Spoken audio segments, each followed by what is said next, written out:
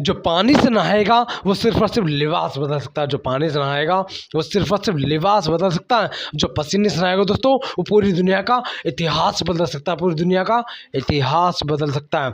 Welcome to the my channel Amit Kumar Gola. Like subscribe और share करना बिल्कुल ना भूलें दोस्तों, एंड घंटी को दबाएं and read now book.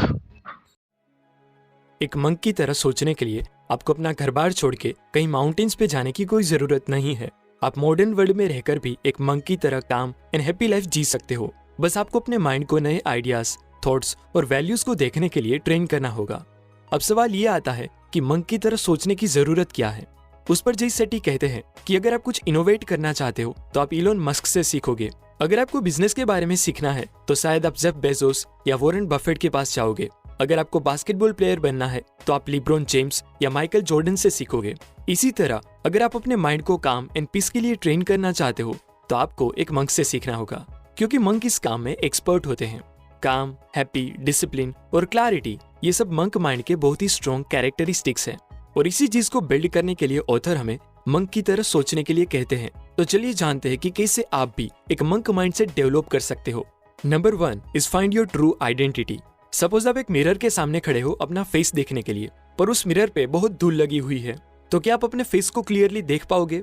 Obviously नहीं। ऑथर कहते हैं कि ये मिरर आपकी आइडेंटिटी है जिस पर दूसरों के इन्फ्लुएंस की धूल लगी हुई है, जिसकी वजह से आप अपनी रियल आइडेंटिटी नहीं देख पाते। किसी की वेल्थ से इन्फ्लुएंस होके हम वेल्थ के पीछे भागने लगते हैं, तो किसी के लुक से इन्फ्लुएंस होके हम अपनी बॉडी और स्टाइल को चेंज करने लग जाते हैं। पर खुद की रियल आइडेंटिटी आप तभी फाइंड कर पाओगे जब आपको खुद की वैल्यूज पता होगी।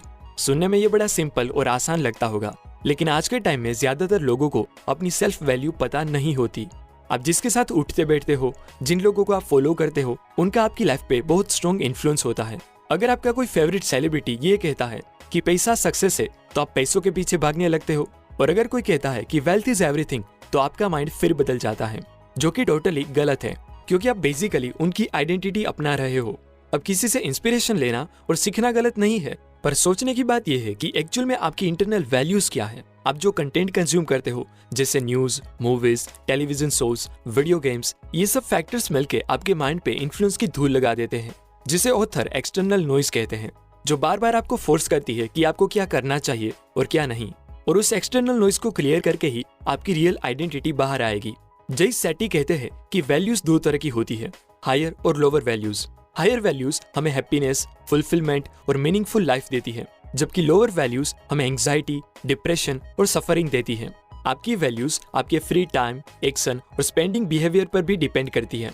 इसीलिए खुद की रियल वैल्यू फाइंड करने के लिए आपको 2 स्टेप्स फॉलो करने पड़ेंगे। पहला, आपको अपना सेल्फ ऑडिट करना पड़ेगा। आपको फाइंड करना होगा कि आप फ्री टाइम पे क्या करते हो, आप दिन भर में कितना सोशल मीडिया यूज करते हो, और आप अपने पैसों को कैसे यूटिलाइज करते हो, क्योंकि आप अपने खर्चों से भी देख सकते हो कि आप किन वैल्यूज पर जी रहे हो। और दूसरा है सेल्फ आइसोलेशन। आपको एक ऐसी जगह चूज करनी है जहां ना तो कोई इंसान होना चाहिए या ना तो कोई मोबाइल और लैपटॉप जैसी डिस्ट्रैक्ट करने वाली चीजें। अब उस पर्सनल स्पेस में आपको आउटर नॉइस को टोटली अवॉइड करके अपने आप से पूछना पड़ेगा कि आप किन चीजों में बिलीव करते हो, आपके हिसाब से क्या सही है और क्या गलत, वो एनालाइज करना होगा। आपको सोचना है कि क्या आप उन लोगों के साथ रहते हो जिसके साथ आपकी वैल्यूज फिट बैठती हो। और अगर आपको ये समझ नहीं आता है कि दूसरे लोग मेरी वैल्यूज के साथ फिट है या नहीं, तो अपने आप से क्वेश्चन करो कि इस पर्सन के साथ टाइम स्पेंड करने से क्या मैं जो पर्सन बनना चाहता हूँ उसके नजदीक जा रहा हूँ या उससे दूर। आपको ऐसे लोगों के साथ रहना चाहिए जो आपकी वैल्यूज को समझे और इम्प्रूव होने में आपकी हेल्प करें। जब आप अपने आप को टाइम एंड स्टिलनेस देते हो, तब आप आराम से आप पर लगी दूसरों के इन्फ्लुएंस की धूल को हटा के अपने अंदर की आवाज को सुन सकते हो। Number 2 is remove negativity. आपको डेली अलग अलग तरह के कई नेगेटिव लोग मिलते होंगे जो पॉजिटिव की जगह हमेशा नेगेटिव चीजों पे फोकस करते हो। नेगेटिव लोगों को थोड़ा और एक्सपांड करूँ तो कुछ लोग हमेशा कंप्लेन करते हैं, कुछ लोग अपनी गलती के लिए दूसरों को ब्लेम करते हैं, तो कुछ लोग हमेशा बस दूसरों को क्रिटिसाइज करते रहते हैं। कुछ लोगों को लिमिटेशंस पता होती है लेकिन फिर भी वो दूसरों पर प्रेशर डालते रहते हैं। कुछ लोग नेगेटिव ऑर्डर्स दे के बात करते हैं, तो वहीं कुछ लोग ऐसे भी होते हैं जो अप्रिशिएट करने की जगह हमेशा कंपैरिजन करते हैं। Now I am sure in सभी टाइप में से कुछ टाइप के लोग तो आपकी लाइफ में होंगे ही। अब देखो, हर रोज आपको कई नेगेटिव लोग मिलेंगे। अब सबको अवॉइड करना तो पॉसिबल नहीं होता, इसीलिए उन लोगों से डील करने के लिए जय सेट्टी हमें 3 मेथड्स फॉलो करने के लिए कहते हैं। पहला मेथड है एलोकेट टाइम। देखो, हर एक पर्सन के अंदर बर्दाश्त करने की एक लिमिट होती है। सिमिलरली हर एक इंसान को झेलने की भी एक लिमिट होती है। कुछ लोगों को आप एक दिन के लिए झेल सकते हो, किसी को एक मंथ या एक वीक, और कुछ लोगों को तो आप एक मिनट के लिए भी झेल नहीं सकते। इसीलिए पहले से ही डिसाइड कर लो कि किस पर्सन के साथ कितना टाइम बिताना आपके लिए सही होगा, जिससे आपकी झेलने की लिमिट भी क्रॉस ना हो और आप उस पर्सन की नेगेटिविटी से खुद को बचा सको। दूसरा मेथड है 75-25 प्रिंसिपल। इस रूल के हिसाब से आपको अपना 75% टाइम ऐसे लोगों के साथ स्पेंड करना है जो आपकी तरह सोचते हो, जो आपको इंस्पायर करते हो, और ट्राई करो कि बस 25% या उससे भी कम टाइम आप नेगेटिव लोगों को दो, सो दैट आपके अंदर एक पॉजिटिविटी बनी रहे। और तीसरा है हर प्रॉब्लम को सोल्व करने की और सभी डिस्कशन में इन्वॉल्व होने की कोशिश ना करे जब तक आपके पास उस चीज को लेकर पूरा नॉलेज या एक्सपर्टीज ना हो। अब ये तो बात हुई बाहर की नेगेटिविटी की। नेगेटिविटी हमारे अंदर भी तो हो सकती है। उस नेगेटिविटी से बचने के लिए ऑथर एक टेक्निक यूज करने के लिए बोलते हैं, जिसका नाम है spot, stop and swap technique. सब लोग आपको कहते होंगे कि अपने थॉट्स को कंट्रोल करो और ऑलवेज पॉजिटिव रहो, लेकिन ऐसा पॉसिबल नहीं होता। लाइफ में अच्छे बुरे थॉट्स आ सकते हैं, पर आप उस थॉट को कंट्रोल करने की बजाय उसे समझ के नए थॉट से रिप्लेस करना सीखो, जिसमें सबसे पहला स्टेप है स्पॉट, यानी कि आपकी नेगेटिव फीलिंग्स को फाइंड करो कि आप क्या फील कर रहे हो। दूसरा स्टेप है स्टॉप, रुक के सोचो कि एग्जैक्टली किस रीजन की वजह से आप ये फील कर रहे हो और उसकी जड़ तक जाओ। और थर्ड स्टेप है स्वैप, यानी कि फिर उस थॉट को ग्रेटिट्यूड या कोई अच्छे थॉट से रिप्लेस करो। इसका बेस्ट एग्जांपल है computer programmer and internet entrepreneur Brian Acton, जिसने ट्विटर में जॉब के लिए अप्लाई किया तो वहां से उसको रिजेक्शन मिला। तो एक्टन ने सोचा कि चलो जो भी हुआ अच्छा हुआ, कोई अच्छी चीज हमारा इंतजार कर रही होगी। उसके बाद उन्होंने फेसबुक में अप्लाई किया, लेकिन वहां से भी उनको रिजेक्ट कर दिया गया। तो ब्रायन ने फिर से धन्यवाद माना कि ठीक है, कोई अच्छी चीज हमारा इंतजार कर रही होगी। और ऐसे कई सारे रिजेक्शन के बावजूद भी ब्रायन एक्टन ने कभी कंप्लेन नहीं की, बस हर एक चीज को उन्होंने ग्रेटिट्यूड माना। और कुछ टाइम बाद अपने पर्सनल टाइम में काम करते करते उन्होंने एक ऐसी ऐप बना डाली जो उनको रिजेक्ट करने वाली कंपनी फेसबुक ने ही $19 बिलियन में खरीदी, जिसे आज हम व्हाट्सएप कहते हैं।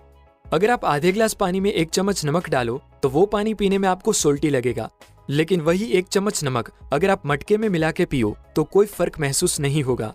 यहाँ नमक रिजेक्शन है और पानी आपका नजरिया। अगर लाइफ को देखने का आपका नजरिया बड़ा होगा तो रिजेक्शन और फेलियर चाहे कैसे भी हो, वो आपका कुछ भी नहीं बिगाड़ पाएंगे। अगर आप सिर्फ अपनी सक्सेस से खुश होते हो और दूसरों से जलते हो तो आपकी लाइफ की खुशी लिमिटेड होगी, लेकिन अगर आपने दूसरों की सक्सेस में भी खुश होना सीख लिया तो आपके लाइफ की खुशी अनलिमिटेड हो जाएगी। जब भी आप नेगेटिव थॉट से डील कर रहे होते हो तब यूजुअली आप कहते हो कि मैं एंग्री हूँ, मैं सैड हूँ, एटसेट्रा, लेकिन आप एक्चुअल में एंग्री और सैड नहीं होते। आप बस थोड़े टाइम के लिए उस इमोशन को फील कर रहे होते हो। इसीलिए आपको कहना चाहिए कि मैं एंग्री फील कर रहा हूँ, मैं सैड फील कर रहा हूँ, जिससे आप अपने आप को उस इमोशन से डिटैच कर सको और उसका सही सॉल्यूशन ला सको। Number 3 is know your intention. जब भी आप कोई चीज अचीव करना चाहते हो और उस चीज को अचीव करने के बावजूद भी आपको सेटिस्फेक्शन ना मिले तो समझ लेना कि उस चीज को अचीव करने का आपका इंटेंशन गलत था। आपके कोई भी काम करने के पीछे छुपे हुए इंटेंशन को समझना बहुत जरूरी होता है। या तो आप कोई काम फियर की वजह से करते हो, या कोई पर्सनल डिजायर की वजह से, कोई काम आप ड्यूटी समझ के करते हो, या out of love. For example, कई लोग अमीर बनना चाहते हैं, लेकिन अमीर बनने के बाद भी कुछ लोगों को सेटिस्फेक्शन और वो हैप्पीनेस नहीं मिलती जिसकी उन्हें तलाश होती है। तो उसके पीछे का रीजन है उनका गलत इंटेंशन। करोड़पति बनना एक्चुअल में हमारा मतलब इंसानों का नेचुरल डिजायर है ही नहीं। अगर इस अमीर बनने की मेंटालिटी को आप थोड़ा एक्सपांड करके देखो तो लोग अमीर इसीलिए दिखा उतना जितना आगे तेरे पास हो, दिखा उतना जितना आगे तेरे पास हो, और बात उतनी ही कर जितनी तेरी औकात हो। दिल की गहराई से प्यार भरा नमस्कार।